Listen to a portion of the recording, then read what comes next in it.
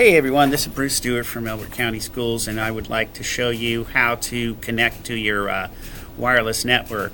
We had made some changes to the wireless over the summer, so you're going to have to do one small task in order to connect to the ECBOE-wireless. And that is to click on the wireless icon right here. Make sure you're on ECBOE, and you're going to click Internet Settings there.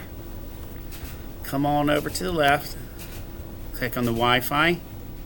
Make sure ECBOE is connected and hit Manage Known Networks.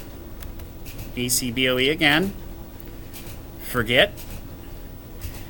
And now that you've forgotten the network, you'll go back and click on the network icon. Choose ECBOE.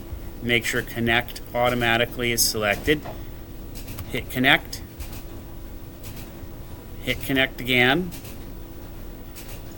And know that you only have to do this one time. And once you do it, you'll be set all the time. So select the box that says Use My Windows Credentials. Hit OK. Then Connect. And once you do this, you'll be connected. Anytime you're in the office, anytime you're on campus, you'll be connected to this ECBOE network. And thank you.